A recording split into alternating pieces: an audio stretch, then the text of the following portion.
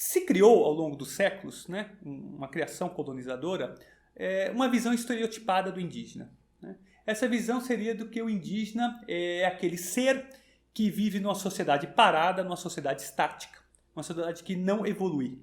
E isso ficou, né? Embora na antropologia o evolucionismo esteja totalmente superado, no senso comum ficou. É preciso duas coisas. Primeiro, um judiciário mais plural, né? Um judiciário não tão branco como ele é hoje em dia. E, em segundo lugar, é preciso que o juiz, branco ou não branco, tenha conhecimento desses direitos. E o juiz não tem conhecimento porque não lhe é exigido esse conhecimento desde a faculdade de Direito. Olá, ouvinte! Seja bem-vindo à série Povos Indígenas e as Terras e Suas Violações, que contará com 2 episódios. O meu nome é Fábio Martins e hoje eu irei conversar com o juiz de direito André Bezerra. Seja bem-vindo, André. Obrigado pelo convite. Posso chamar assim, André? Pode, claro. Sabemos que o homem não indígena se relaciona com a terra como mercadoria, comprando e vendendo. A terra é um negócio para a maioria das pessoas. Para começar a nossa conversa, eu gostaria que você dissesse ao nosso ouvinte qual é a relação dos povos indígenas com a terra. Bem, antes de começar a responder, eu gosto sempre de fazer uma introdução quando falamos em povos indígenas. Quando falamos em povos indígenas, nós estamos falando de um todo único e homogêneo, né? Não estamos falando de um bloco monolítico. Estamos falando de diversas comunidades que têm em comum o fato de terem sido historicamente e serem colonizadas, né, desde a chegada do europeu às Américas, num processo que continua até os dias de hoje. Então, e essas várias comunidades, cada uma delas tem características próprias. E além dessas comunidades, há outros indígenas que vivem nas cidades, né, que são os que chamamos de indígenas em contexto urbano. Então, é plural, né? Você está falando de um extrato da população plural. Mas, entre as comunidades indígenas, há, de certa forma, o elemento comum da terra. A terra é vista como muito mais do que uma propriedade individual. Até porque o Instituto da Propriedade Individual chegou ao Brasil no ano de 1500. Né? O que existe, né, entre boa parte dessas comunidades é o uso coletivo da terra. Nesse uso coletivo não é apenas o uso produtivo da terra. É a terra, por exemplo, onde eles fazem celebrações, onde eles enterram os seus mortos e que continuam a ter vínculo com esses mortos. É onde, em suma, eles vivem. Como eu faço uma citação no livro de uma indígena da Bahia, terra é para viver. Talvez essa seja a melhor síntese do significado da terra para eles. Né? Não é um comércio, não é algo que se está à venda. Já avançando um pouco mais, pensando na questão do colonizador com os povos indígenas e em sua, digamos assim, relação perversa, sendo colonizador, povos indígenas e sociedade atual, será que podemos dizer que não há por parte do Estado, da sociedade, uma compreensão sobre o mundo dos indígenas e essa falta faz com que os direitos a eles devidos sejam praticamente inexistentes ou insuficientes? Sim, eu não tenho dúvida disso. Para começar, o Estado também não existe nas sociedades indígenas. O Estado chegou igualmente no ano de 1500. A organização política das comunidades são várias organizações políticas, cada comunidade tem a sua organização, mas elas também têm em comum esta ausência de Estado. E o Estado ele foi construído sob a lógica do homem branco, do homem europeu. E essa lógica do homem branco, do homem europeu, é uma lógica diversa das populações indígenas. A questão da terra que você me perguntou é um grande exemplo disso. Né? O Estado, ele historicamente existe para proteger a propriedade individual. Né? Ele é uma criação de uma classe social, a burguesia, no final da Idade Média na Europa, para proteger a propriedade individual, para dar segurança para a burguesia, aquela classe social que se apresentava como hegemônica no pós-Idade Média, e proteger a propriedade individual dela, ela fazer os seus negócios, celebrar seus contratos, etc. Então, uma lógica muito diversa, e essa diversidade de lógicas dificulta, sim, a leitura dos direitos dos povos indígenas. Porque os povos indígenas conquistaram vários direitos, né? A produto de muitas lutas, não foi uma dádiva do Estado, não foi um presente, não foi uma bondade, né? O Estado teve que ceder para os indígenas, né? Eles não foram eliminados como se pensava que seriam, e nessa não eliminação o Estado cedeu, concedeu, consagrou esses direitos, por assim dizer. Mas uma coisa é você prever direitos, outra coisa é aplicar direitos, né? Eu faço essa distinção no meu livro, em que a luta pelos direitos tem dois momentos, né? O primeiro momento é para o Estado reconhecer uma determinada demanda como um direito. E o segundo momento é para que o Estado efetive essa demanda, né? Então os indígenas tiveram importantes conquistas na primeira etapa da luta pelos direitos, que é o Estado reconhecer essas demandas na forma de normas jurídicas, de leis, né? Mas a leitura dessas leis é uma leitura que é muito difícil de ser efetivada, de se fazer, melhor dizendo, na medida em que ela é dada pela lógica do homem branco, né? Ou seja, quando você examina o que são usos, costumes e tradições, o que você coloca como instituições indígenas, o que os indígenas enxergam como instituições não são necessariamente o que o branco enxerga como instituição, né? Então tudo é muito complicado, né? É preciso fazer um diálogo intercultural, por assim dizer, entre o branco e o indígena nessa leitura dos seus direitos. Há uma portaria parada no Ministério da Justiça desde 2012 e também há um manifesto de 20 de julho de 2012 no site da FUNAI sobre a questão do reconhecimento dos direitos dos povos indígenas, especialmente os direitos territoriais, consagrados pela Constituição Federal. Você pode nos falar mais sobre essas questões? Olha, há muitos processos parados na FUNAI, há muitas garantias paradas na FUNAI. Aliás, o próprio livro ele tem como um dos temas um processo de demarcação da FUNAI, né, no qual a FUNAI ela realizou todas as formalidades legais, né, fez estudos multidisciplinares,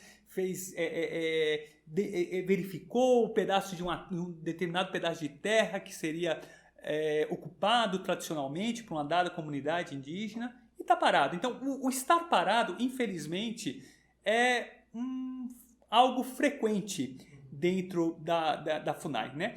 E ainda mais agora, em que parece haver um objetivo, por assim dizer, integracionista de alguns membros da FUNAI, que é algo anacrônico. A Constituição diz que os indígenas não precisam se integrar à nossa sociedade, né? Mas o discurso de alguns membros da FUNAI tem sido esse integracionismo, e que, infelizmente, está tornando as coisas ainda mais paradas. É notório que você é um conhecedor do nosso assunto e também um profundo pesquisador sobre os Tupinambá. Nos fale mais sobre os povos Tupinambá e também sobre o que te motivou a se aproximar tanto das questões dos povos indígenas, e especialmente dos Tupinambá. Bem, muitos me perguntam, né? Eu sou um juiz civil de São Paulo que não analisa a questão indígena, pouco tem contato com a questão indígena. Mas a primeira coisa que um juiz tem que saber é tolerância, né? Que é a base dos direitos humanos, né? E nada mais interessante, nada mais desafiador, melhor dizendo, para um exercício de tolerância do que você conhecer os direitos dos povos indígenas. Porque esses direitos têm uma lógica muito própria, né? Nos obriga a conhecer, a procurar entender outras formas de vida. São direitos que nos obrigam a, por assim dizer, sair da zona de conforto, né? Então, ainda que você não atue na questão indígena no seu dia a dia profissional, ele te faz, a conhecer esses direitos, te faz certamente um profissional melhor, um profissional mais humano, né? Um profissional mais tolerante. A questão do Tupinambá em si, eu tomei contato na época em que eu estava, no Conselho de Administração da Associação Juízes para a Democracia. Foi a primeira vez que eu tive contato com os Tupinambá. A gente foi lá na região de Ilhéus, na Bahia. Eu falo Ilhéus porque foi onde eu dormi, mas as comunidades em si que eu visitei não ficavam propriamente em Ilhéus, mas nas proximidades, né? Era uma situação muito tensa. Lembro de colegas da Bahia que relataram a situação para a gente, parceiros da Associação Juízes para a Democracia, como o Conselho Indigenista Missionário da Igreja Católica, né, o CIMI, também entraram em contato com a gente pedindo nosso apoio, e lá conhecemos, né, a luta dos Tupinambá. Eu conheci pessoalmente a luta dos Tupinambá. Eu voltei lá 1 ano, 2 anos depois, na época que eu já estava na presidência do Conselho da Associação Juízes para a Democracia, né? E nessas visitas conversei com os indígenas, colhi a percepção de muitos desses indígenas em relação ao judiciário, em relação aos meios de comunicação de massa. Eles tinham uma visão muito crítica e muito evidente, né? Eles não tinham dúvida de ter uma visão crítica a respeito do judiciário e a respeito dos meios de comunicação de massa. E os Tupinambá ainda me chamaram a atenção por uma circunstância especial, né? E que tem muito a ver com a questão da tolerância que eu mencionei para você. Se criou ao longo dos séculos, né, uma criação colonizadora, uma visão estereotipada do indígena, né? Essa visão seria do que o indígena é aquele ser que vive numa sociedade parada, numa sociedade estática, uma sociedade que não evolui, né? Isso aí tem até uma base teórica da antropologia, que é o evolucionismo, né? O que enxergava as sociedades colonizadas como etapas não evoluídas da humanidade, né? E isso ficou, né? Embora na antropologia o evolucionismo esteja totalmente superado, no senso comum ficou. E que esse evolucionismo leva? Leva a imaginarmos os indígenas aqueles seres que se depararam com Pedro Álvares Cabral, sob pena de não serem indígenas, né? E os Tupinambá, na Bahia, são produtos de uma assimilação forçada ao longo dos séculos. Naquela região da Bahia foi uma das primeiras exploradas pelo Brasil colonizado. E nessa exploração eles tiveram que se misturar com brancos, com escravos negros vindos da África, né? E os Tupinambá de hoje em dia é produto de toda essa mistura, né? Em que pese o aspecto, a origem trágica dessa mistura, né, porque foi forçada, né, gerou uma cultura riquíssima, né, produto de uma mescla de povos, né, que poucos países do mundo certamente o conhecem. Mas por serem produtos dessa mescla, né, dessa mistura secular, são tidos, até sob um discurso que por vezes vai ao racismo, como falsos índios, né? Como farsantes. Eles não têm cara de índio, eles têm a pele mais morena do que o índio normal, do que o índio aspas normal, né? Eles não se vestem como indígenas, né? Então isso me motivou ainda mais, é uma circunstância a mais para estudar essa comunidade especial. Você é um juiz e sabemos que a maioria dos juízes não possui uma experiência de vida em relação a uma luta sobre a terra. E talvez também nem conheçam pessoas que tenham essa experiência da luta pela terra. Pensando sob esse recorte, você não acha que seria o caso do Poder Judiciário e também dos outros órgãos e instituições pensarem sobre um outro ângulo na questão estrutural das terras indígenas, das demarcações e também dos direitos como um todo? Sem dúvida, né? Preciso primeiro, os direitos humanos nos obriga a nos colocar no lugar do outro, né?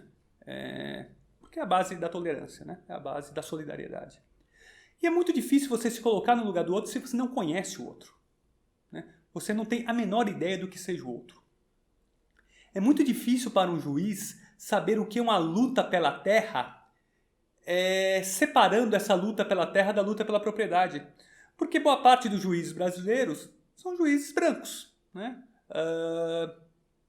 De modo que para ele a terra é propriedade, normalmente, né? Então é preciso duas coisas. para tirar esse problema estrutural do judiciário e do Estado brasileiro como um todo, né? O judiciário é apenas um ramo do Estado brasileiro, mas o que acontece com eles acontece com o Estado como um todo. É preciso duas coisas. Primeiro, um judiciário mais plural, né? Um judiciário não tão branco como ele é hoje em dia. E, em segundo lugar, é preciso que o juiz, branco ou não branco, tenha conhecimento desses direitos.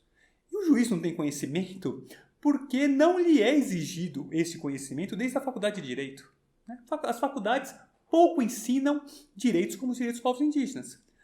Os concursos para ingresso na magistratura pouco exigem conhecimento de direitos dos povos indígenas, ainda mais sob a lógica dos povos indígenas. Então é um problema estrutural muito grande aí, né? Eu gosto muito de salientar que eu faço uma análise crítica de decisões judiciais, assim como faço também uma análise crítica de matérias jornalísticas nesse livro, né, Povos Indígenas e Direitos Humanos,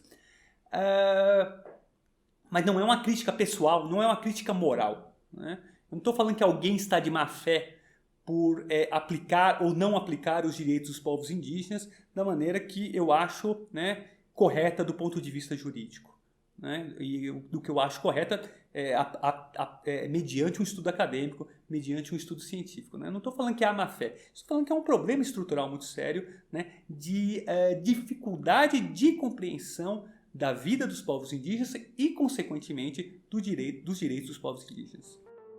Para terminar este primeiro episódio, faça por favor uma radiografia do atual governo e a sua relação com os povos indígenas e com seus direitos. Olha, o atual governo ele tem feito um discurso assimilacionista, né? Ou seja, alguns discursos oficiais da presidência da República no sentido de que os indígenas deveriam integrar-se à vida do homem branco, né? Aí já a frase do tipo, os índios querem ser seres humanos, eu não sei exatamente o teor da frase, seres humanos ou gente como nós, alguma coisa assim, né? Já foi dito isso. Essa era uma fala que era predominante até metade do século passado, né? Mas ela está anacrônica. E ela está anacrônica não apenas no diálogo comum, no dia a dia. Ela está anacrônica do ponto de vista jurídico, né? O direito brasileiro, a Constituição do Brasil e os direitos humanos internacionais, ou os direitos internacionais dos direitos humanos, também já abandonaram esse integracionismo, né? O integracionismo ele partia do pressuposto de que os indígenas iam se integrar à sociedade do homem branco de modo que iam desaparecer um dia, né? Isso é anacrônico, né? Os indígenas venceram, né? Se morreram milhões de indígenas ao longo dos séculos, eles venceram porque não foram eliminados. E não sendo eliminados, o ordenamento jurídico do qual qualquer governo no Estado de Direito deve obedecer, não prevê esse integracionismo. Ele prevê autonomia, né? Os indígenas querem viver como homem branco? Ok, vivam. Mas não querem viver como homem branco? Não vivam. Vivam a sua vida, né? Sua vida comunitária, na sua terra, como você já colocou na sua primeira questão, que não se confunde com propriedade. Esse foi o primeiro episódio de Povos Indígenas e Direitos Humanos. Nele, você ouviu o juiz de direito André Augusto Salvador Bezerra falar sobre os povos indígenas e as terras e suas violações. No próximo episódio, passaremos a falar sobre o que resultou tanta experiência e convivência. Falaremos do livro Povos Indígenas e Direitos Humanos. A Geostre Podcast está disponível no Spotify, Google Podcasts, Apple Podcasts, Deezer, em nosso canal do YouTube, Geostre Cultural, e em nosso site, geostrecultural.com.br. Até mais! Apresentação: Fábio Martins. Entrevistado: Juiz André Augusto Salvador Bezerra. Roteiro: Alex Geostre. Direção de voz: Ciro Barcelos. Produção de estúdio: Éder Pires. Coordenação de roteiro: Lucas Giannini. Estagiário: Gustavo Macedo. Realização: Giostre Produções Artísticas Limitada. Podcast gravado nos estúdios Giostre, em São Paulo, na Bela Vista.